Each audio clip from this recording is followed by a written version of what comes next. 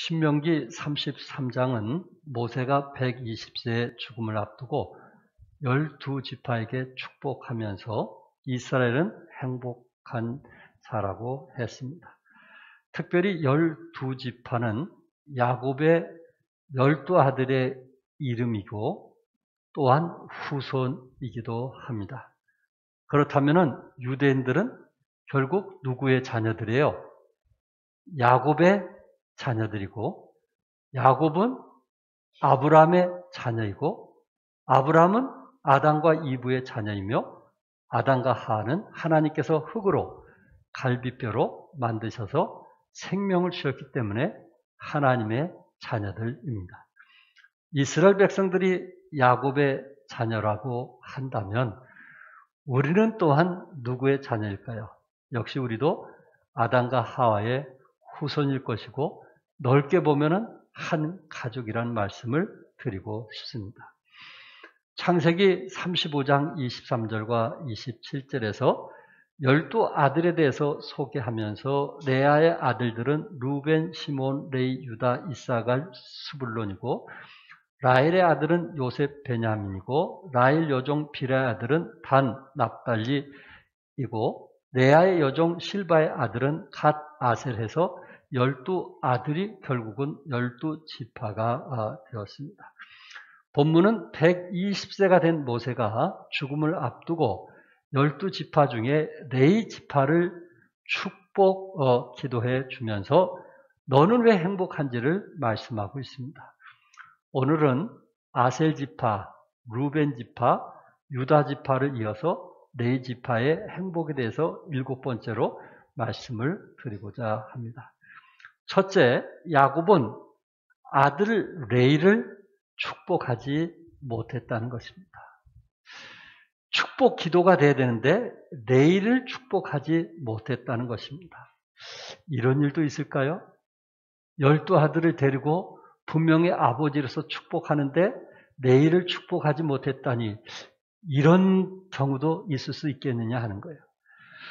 창세기 49장 5절과 7절에 시몬과 레위는 형제요 그들의 칼은 폭력의 도구로다. 내 호나 그들의 모의에 상관하지 말지어다. 내 영광아 그들의 집회에 참여하지 말지어다. 그들이 그들의 분노대로 사람을 죽이고 그들의 혈기대로 소의 발목 힘줄을 끊었음이로다. 시몬과 레위 이 두 아들에 대해서 야곱은 이제 축복보다는 저주를 하게 된 것을 봅니다. 그들은 칼로 사람들을 죽이는데 손과 발이 잘 맞는 형제였고요. 또한 행동 양식이 좀 비슷해서 서로 잔인하기도 하고요. 또한 부모의 항상 근심거리가 되었던 자녀들입니다. 이의 말씀은 야곱이 레위에 대해서 창세기 34장 5절의 내용 때문에 축복하지 못했던 건데 창세기 34장의 전체적인 내용 중에 5절을 보면 야곱이 그 딸 디나를 그가 더럽혔다 함을 들었으나 자기의 아들들이 들에서 목축함으로 그들이 돌아오기까지 잠잠하였고 야곱은 그 딸이 이제 더럽힘을 당했음에도 불구하고 잠잠했다. 이 34장 내용 때문에 시몬과 레위를 축복하지 못한 이유가 되는데 결국은 그 딸 디나로 인해서 오는 이야기입니다. 야곱은 가나안 땅 세겜 성읍에 이르게 되었을 때 사실 베델로 가다가 세겜 성읍에 멈추게 되었거든요. 그곳에 머물고 장막을 치게 되었을 때 디나는 딸이니까 여자에 대해서 관심이 많았겠죠. 그리고 그곳은 새로운 성읍이니까 여자들이 그 치장하는 것이나 옷이나 좀 더 새롭게 보였을 것 같아요. 그래서 그 여인들의 그 모습에 빠져가지고 이제 형제들에게 말하지 않고 몰래 가서 구경을 하다가 그 세겜이라고 하는 곳의 추장에게 강간을 당하게 됩니다. 그리고 강간당한 것으로서도 이제 가족들이 힘들 건데 세겜 추장의 아버지인 하물은 야곱에게 찾아와서 상황이 이렇게 됐으니 우리 아들과 결혼을 시켜달라고 이야기를 합니다. 이때 야곱이 그대로 침묵합니다. 이렇다 저렇다는 말을 하지 않습니다. 그러다가 이제 그 야곱의 자녀들이 들판에서 양들을 키우고 일하다가 며칠 만에 돌아와서 그 소식을 듣게 되었을 때 형제들이 화를 내었다고 했습니다. 창세기 34장 7절에 보면 그들 모두가 근심하고 심히 노하였으니 얼마나 화가 났든지 자기 사랑하는 여동생인데 이런 일이 있다니 하면서 그 형제들이 모두 다 심히 이제 노했다 이렇게 말하면서 이것은 이스라엘에게 부끄러운 일이다. 우리 족보에 어떻게 보면 부끄러운 일이다. 세상에 이런 일이 있을 수가 있냐 하면서 화를 내었습니다. 이 시몬과 레이는 서로 형제들 가운데 마음이 잘 맞는 형제였기 때문에 세겜 추장과 백성들을 몰살시키려고 음모를 꾸미게 됩니다. 그래서 찾아가서 여동생과 결혼을 시키려고 하니까 이 조건에 따르라고 얘기하는데 그게 뭔지 아시죠? 할례를 받으라는 것입니다. 세겜 추장은 장가를 가고 싶고 너무 좋아서 세겜에 있는 모든 남자는 할례를 받으라고 명하게 되었고 결국은 추장과 모든 남자들이 할례를 받게 되었을 때에 그 받는 그 순간 가장 힘들고 어려울 때를 틈을 타서 이제 세겜에 있는 남자는 모두 다 죽이게 되는 세겜 성읍의 피비린내가 진동하였습니다. 그들은 할례를 받고 고통할 때에 기습하여 남자들을 다 죽여버린 잔악한 인물들입니다. 하나님께서 택한 야곱의 아들 중에도 이런 잔악한 사람들이 있을 수 있다는 말입니다. 그런 상황에서 아버지는 뒤늦게 알게 되었어요. 그리고 세겜에 있는 남자들이 다 죽었다는 얘기를 듣게 됐을 때 아버지는 어떤 마음이었을까요? 30절에 너희가 내게 화를 끼쳤다고 하는 것입니다. 시몬과 레에게 말하기를 너희가 내게 화를 끼쳤도다 하면서 왜 침묵했는지 그 이유를 얘기합니다. 가나안 족속과 브리스 족속에게 냄새를 내게 하였도다. 나는 수가 적은즉 그들이 모여 나를 치고 나를 죽이리니 그리하면 나와 내 집이 뭐하리라고요? 멸망하리라. 이 세겜 추장과 또한 그 이웃나라인 가나안 족속과 브리스 족속은 서로 좋은 관계고 연합되었기 때문에 이런 일들을 그들이 알게 되면 그들이 그냥 있지 않을 것이라 그렇게 이야기를 했을 때 두 아들은 아버지에게 반박을 합니다. 34장 31절에 그가 우리 누이를 창녀같이 대우함이 옳으니까 아버지 내 누이 내 여동생을 창녀같이 대했는데 그게 옳은 겁니까? 참 여기서 옳다 그르다 하는 것을 떠나서 야곱의 그 마음과 두 아들의 마음이 이렇게 차이가 있었다는 말입니다. 그래서 야곱은 147세의 임종을 앞두고 두 아들에게 오늘 49장 6절에 뭐라냐면은 그들의 분노대로 사람을 죽이고 그들의 혈기대로 소의 발목 힘줄을 끊었음이로다 하면서 오히려 축복보다는 저주를 하게 됩니다. 시몬과 레이가 여동생 디나를 강간한 세겜 추장과 함께했던 군사들을 죽인 것은 당연할 수 있습니다. 오빠로서 당연한 얘기 아니겠어요? 그러나 당시 야곱은 하몰이나 세겜 추장과 싸울 수 없었던 것은 연합한 가나안 족속과 브리스 족속이 있었기 때문입니다. 만약에 저들을 모두 다 두 아들처럼 죽이고 그리고 도망간다고 생각하게 되었을 때 처도 문제고 자식도 문제고 거기에 또한 같이 했던 종들도 문제고요. 더 큰 문제가 뭔지 아시겠죠? 그 당시 야곱은 부자였거든요. 짐승들이 많았습니다. 그러니까 가나안 족속과 브리스 족속이 말을 타고 쫓아와도 뭘 타고 쫓아오게 됐을 때 그 짐승을 끌고 간다는 것은 결코 쉽지 않다는 것을 야곱은 알았던 거예요.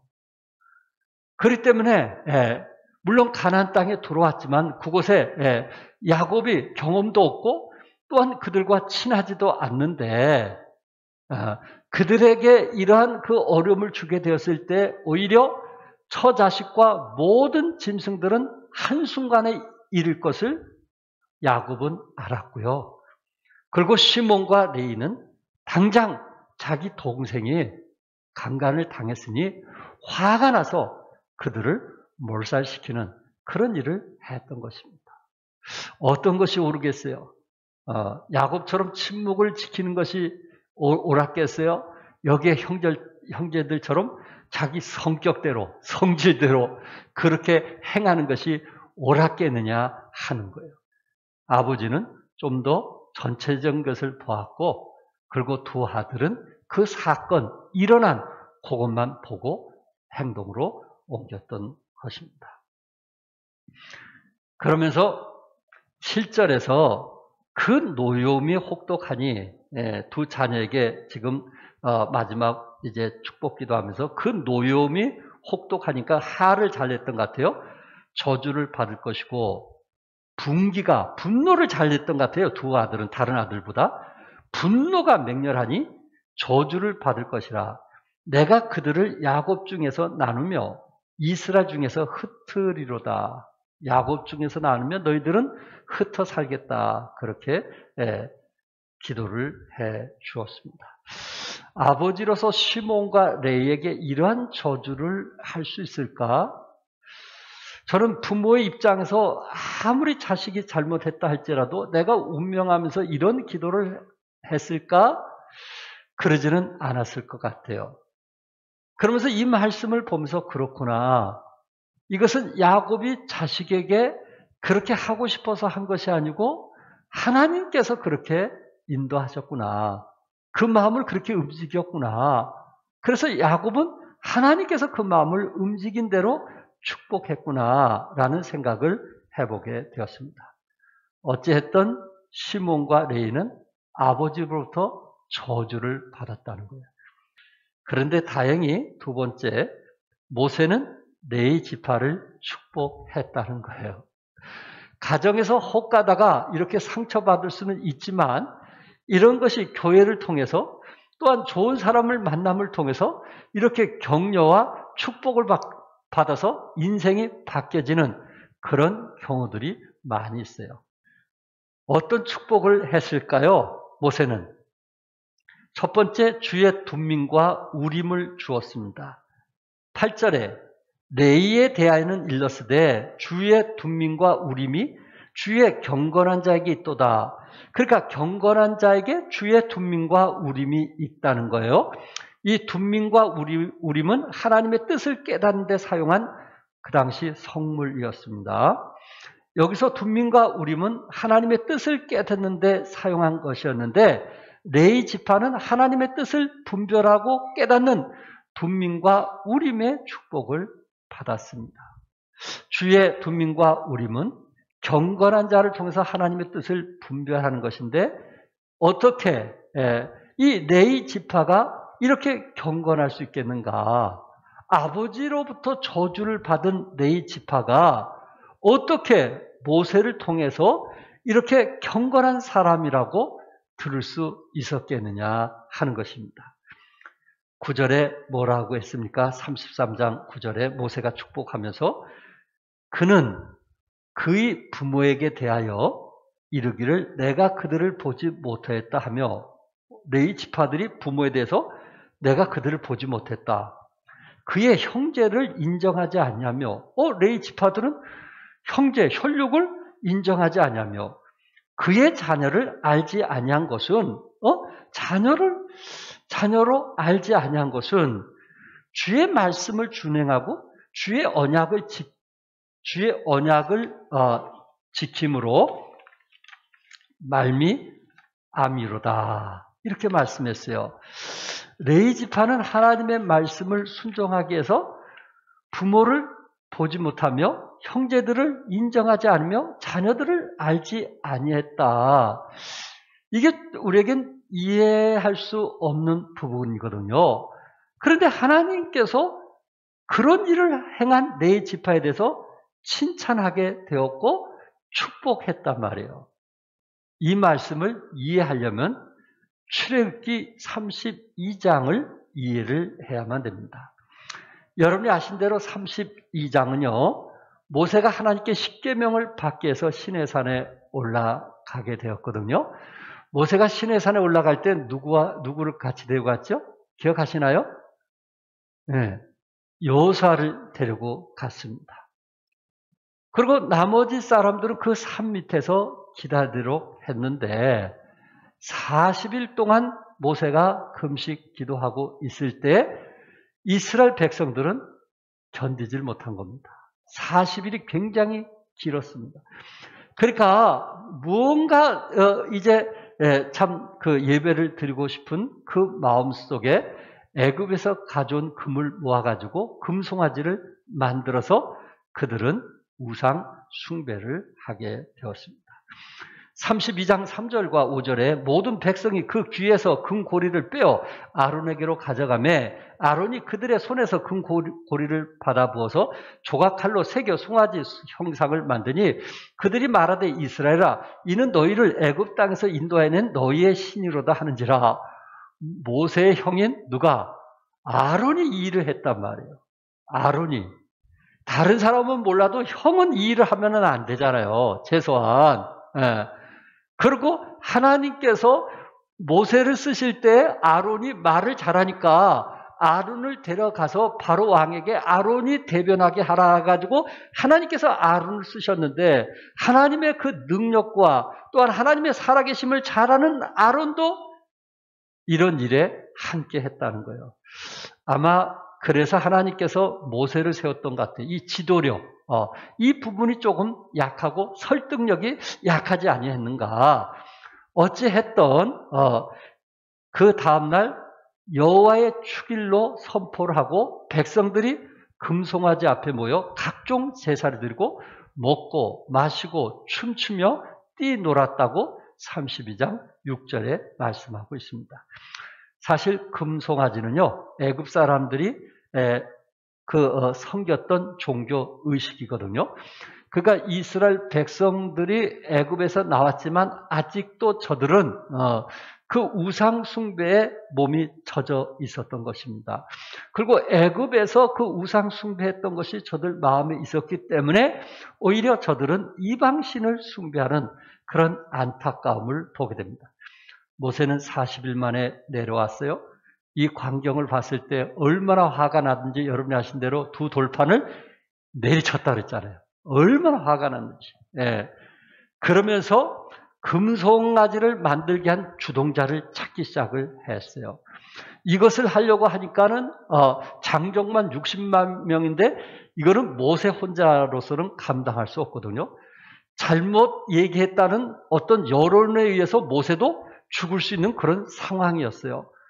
그러니까 모세는 뭐라고 부르짖냐면은 32장 26절에 여호와 편에 있는 자는 내게로 나오라 하고 부르짖는 거예요. 이 상황에서도 하나님 편에 있는 자는 내게로 나오라 하고 모세가 부르짖은 거예요. 여러분 언젠가 말씀드린 대로 남북 전쟁 때 중요한 전투를 앞두고 링컨은 참모들을 모아 회의를 했습니다. 오히려 남쪽이 더 강해지고 북쪽이 약해진 것을 느낀 거예요.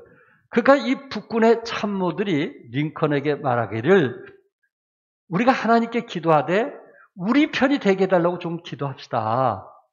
우리 편이 되게 해달라고, 남군 쪽이 아니고 북군 쪽의 편이 되게 해달라고 기도합시다.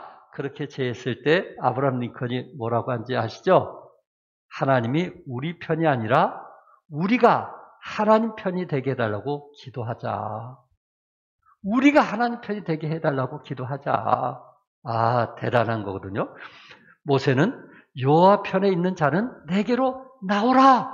그렇게 말하는 그 순간 자기 형 아론과 그리고 레위 지파들이 모두 다 나왔어요.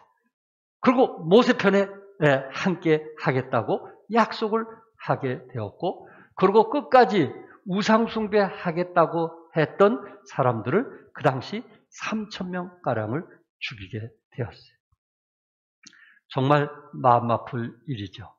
3,000명 가운데는 정말 형제 같은 분, 자식 같은 분, 또한 부모와 같은 분이 있었음에도 불구하고 하나님 말씀에 순종하기 위해서 칼을 빼들고 끝까지 순종하지 않는 3,000명을 죽이는 그런 사건이 있을 때, 여호와 편에 있는 자는 내게로 나오라. 그랬을 때 레위 지파들이 나오게 되었던 것입니다. 여호와 편에 선 레위 지파들은 어떤 사람들이었어요? 첫째, 우상 숭배자들로부터 돌아서는 자들이었어요. 물론 처음에는 레위 자손 지파들도 다른 지파들과 금송아지를 만들어 죄를 지었어요. 그러나 모세 외침에 얼마나 그것이 참 부담되었고, 이렇게 해서는 안 된다는 그런 생각을 가지고 어쩔 수 없이 여론에 따라서 이제 아론과 레위 지파들이 순종했지만은 모세가 강하게 메시지를 선포했을 때 저들은 이 순간이라 하고 깨닫고 완전히 돌아서서 하나님 편에 섰다는 것입니다. 두 번째는 레위 지파들은 하나님을 위해서 싸우는 자들이었어요. 모세가 레위 자손들에게 동족을 죽이라는 끔찍한 일을 명령했을 때 그 길이 아니고는 백성들을 성결하게 할 수가 없었다는 것을 너무나 잘 알았기 때문에 주님 편에 서는 사람을 통해서 끝까지 우상숭배하는 사람들을 죽여야만 되는 그런 아픔이 있었다는 것입니다. 그렇구나. 여러분과 저도 하나님을 위해서 싸운다는 것은 결국은 세상과 싸우는 것과 같거든요. 사도 바울은 디모데후서 4장 7절에 나는 선한 싸움을 싸우고, 무슨 싸움을 싸운다 그랬어요? 선한 싸움을 싸우고. 그렇구나. 하나님 편에 서는 사람은 무슨 싸움을 싸워야 되는 거예요? 선한 싸움을 싸우는 거예요. 끝까지 주님 오실 때까지 선한 싸움을 싸우는 거예요. 세상에 물이 들어서는 절대 안 되는 거예요. 선한 싸움을 싸워야 되는 거예요. 베드로전서 2장 11절에 사랑하는 자들아 거루민과 나그네 같은 너희를 권하노니, 예수 믿고 구원받은 사람은 나그네로 표현을 했어요. 나그네 같은 너희를 권하노니 영혼을 거스려 싸우는 육체 정욕을 제어하라. 우리의 육체 정욕은 뭐를 거스르는 거예요? 영혼을 거스르는 거예요. 그래서 싸우라는 거예요. 하나님 편에서 싸우라는 거예요. 육체 정욕을 제어하라고 말씀을 했던 것입니다. 세 번째는 희생의 대가를 지불하는 자들입니다. 레위 자손들은 자기의 형제와 친구와 이웃을 칼로 죽여야 했습니다. 동족들을 죽인다는 그 사실은 자신들의 가슴을 도려내는 아픔일 것입니다. 그럼에도 불구하고 부모와 같은 분들, 형제와 같은 분들, 또한 거룩한 삶을 추구하기 위해서 영적으로 대가를 지불하며 싸워야만 했던 참 레위 지파들의 모습을 보게 됩니다. 아브라함이 75세에 하나님께서 부르실 때 본토와 친척과 아비집을 떠나라고 했습니다. 대가를 치르지 아니하고는 주님을 따를 수가 없습니다. 하나님 편에 설 수가 없습니다. 이처럼 레위 지파는 부모나 형제들이 우상 숭배를 섬기는 그런 부분에 있어서 이제 신앙 안에서 싸우기 위해서 대가를 지불해야만 되었다는 말씀입니다. 출애굽기 32장 29절에 모세가 이르되 각 사람이 자기의 아들과 자기의 형제를 뭐 했으니?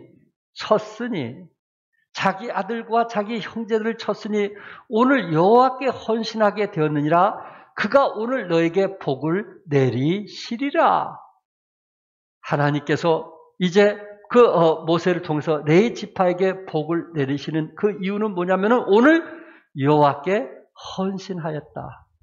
하나님께 온전히 헌신하였다. 어떤 정을 하나님 말씀으로 이제 순종해서 그 부분을 깨트리고 일어났다는 말씀입니다.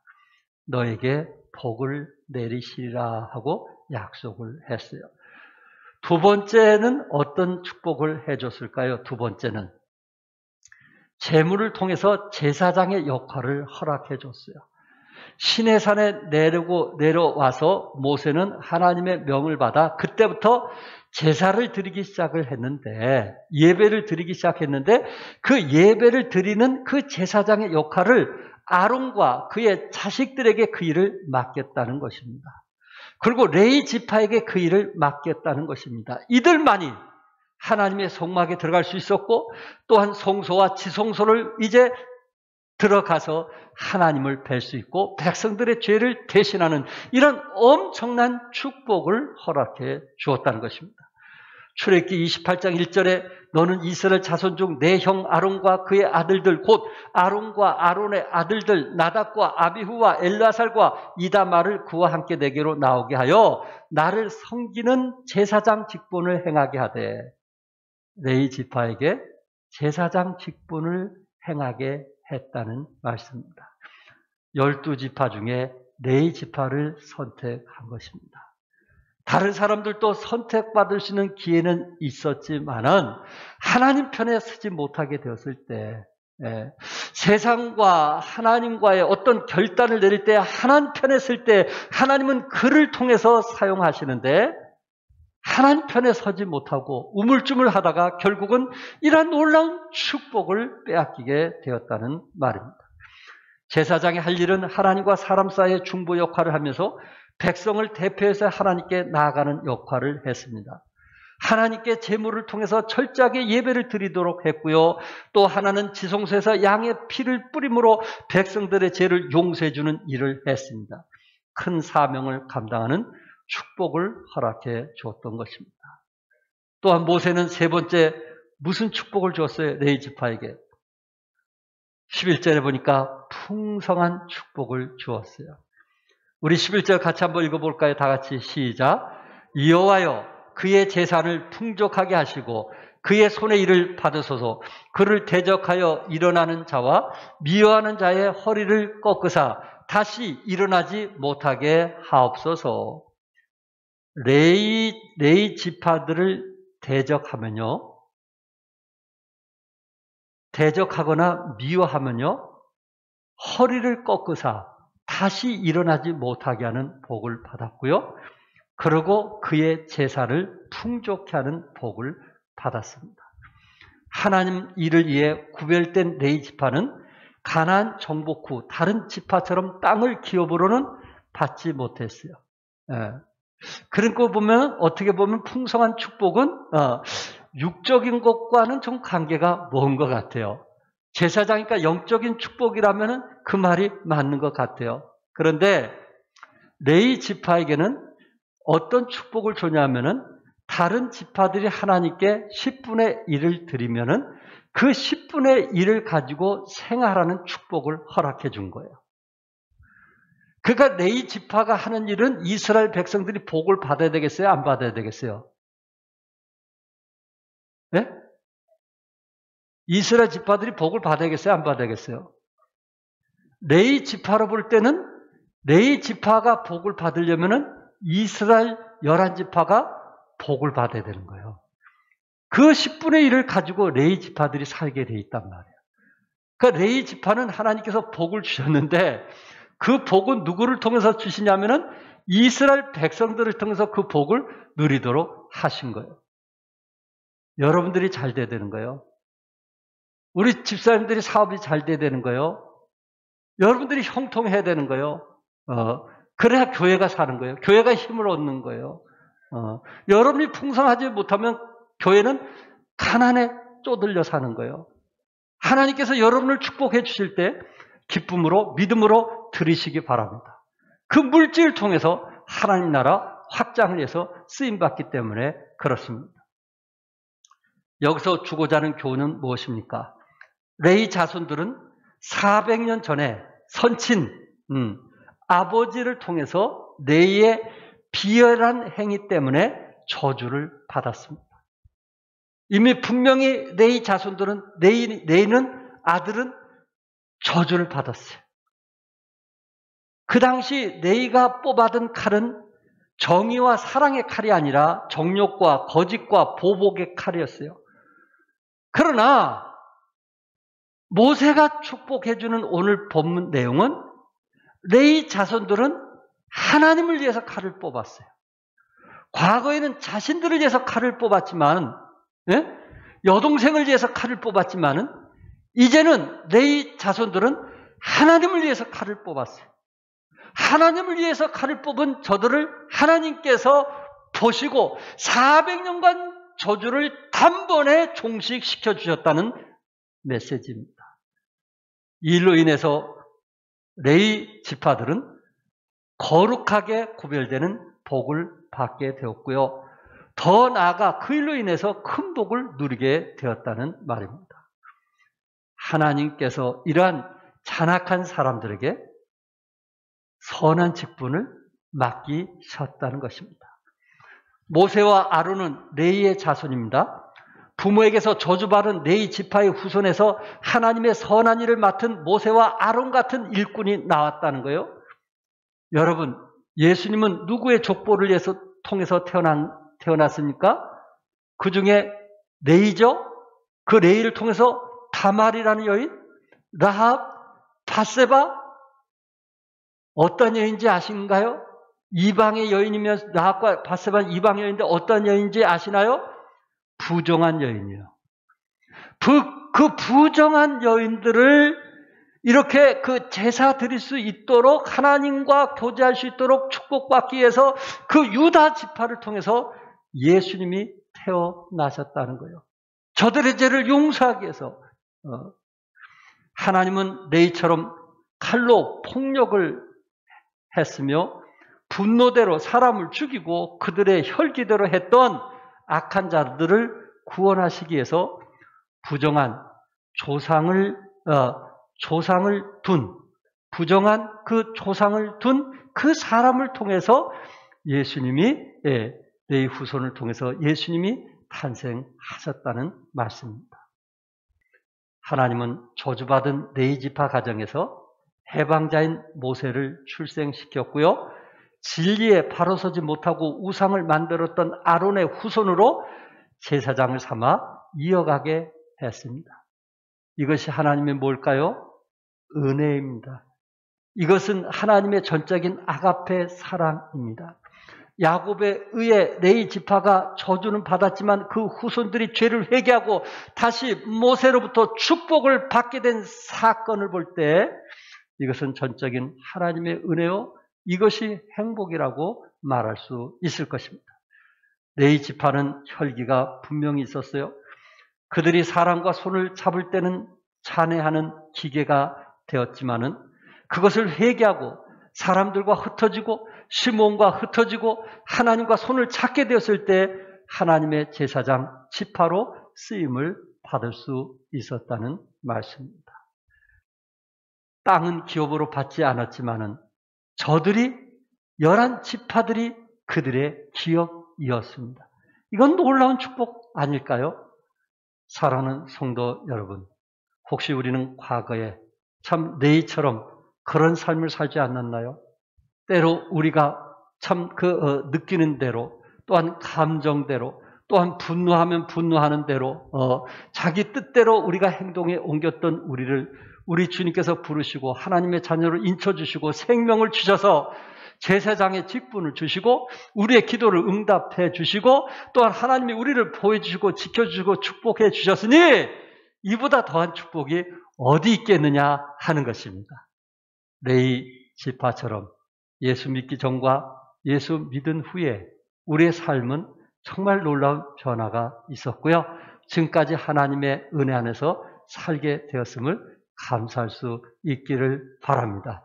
이것이 행복이라고 표현할 수 있는 여러분과 제가 되기를 주님의 이름으로 축복합니다. 기도하겠습니다.